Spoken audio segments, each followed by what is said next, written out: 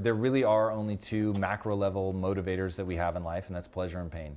And so what I want people to understand is, okay, so if nature only gave you two things to motivate you, pleasure and pain, why would you eliminate half of them? And so most people think that life is about avoiding the pain. I'm here to tell you right now, in a very controlled fashion, it is about really experiencing the pain, learning from it. So Ray Dalio, the most successful hedge fund manager of all time, has a perfect math equation. Pain plus reflection equals progress. If you don't feel the pain, you never reflect on it. So my thing is, I spend 80% of my time focused on the beautiful things in my life, the things I'm grateful for, the beautiful things that I want to bring into existence, all of it. 20% of the time, though, I'm in the darkness, man. I'm in that Tim Grover, relentless, I'm going to make this happen if I have to break myself. And I'm not afraid to lean into that because I know how powerful it is. Now, if you really want to put numbers how powerful this is, they did a study and they wanted to find out what happens, how can we get people to endure more pain?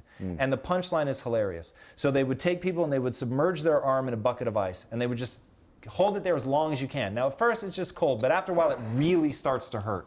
And so people would end up yanking their arms out. They found that people could hold their arm in the bucket 35% longer if you let them display anger. So put it in, they get to that point where they're about to pull it out and you tell them, yell, cuss, do whatever you need to, and they'd be able to do it. The expression of intensity, even what I'm doing right now, I can feel myself ready, right? I'm ready to strike, my muscles are tense, I've got a different posture, I bring my chin down, there's intensity in my eyes. Like, dude, I'm now feeling that because I'm so embodying it, right? So it makes me really feel that. And so I actually started to tell the story earlier. I hate the gym. But what I would do to make myself work out is my wife would be on the opposite side of the gym and I would stare at her and I would imagine her being attacked. And I would imagine her being attacked by people bigger than me and that the only way that I could fight them off was to get stronger. There was nothing beautiful in it. I was not worried about aesthetics. I was worried about saving my wife. And by stepping into that dark place, and because people are like, what are you doing? But dude, I needed that motivation to push past what I want, to push past pain, boredom, all of it, and just to really get into it and get a result.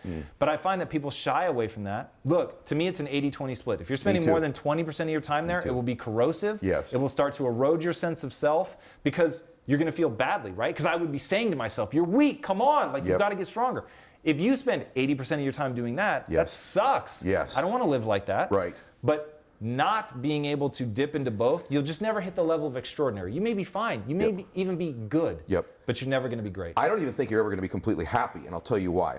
This is going to be something that people will snip this part because you have to dip into that dark place. And here's the other reason you have to do it. You and I both know people who used to do it who no longer do. Friends of ours who have sold a company and didn't go to the next level and found the next thing. What happens is if you spend all your time in the pleasure place, thinking about it and only experiencing it, you become dull to it. It's the contrasts in life that give you all the juice, that give you all the passion. So letting yourself go feel pain and discomfort in the dark place makes the light place, the pleasure place, so much more ecstasy, power, passion when you go back to that state because of the contrast. If you're constantly sitting in just warm water all the time, it just sort of eventually wrinkles you up. You got to have contrast in your life. And so it's not just a place where it's a catalyst for change. It's a catalyst for happiness, ironically, is going to the dark place.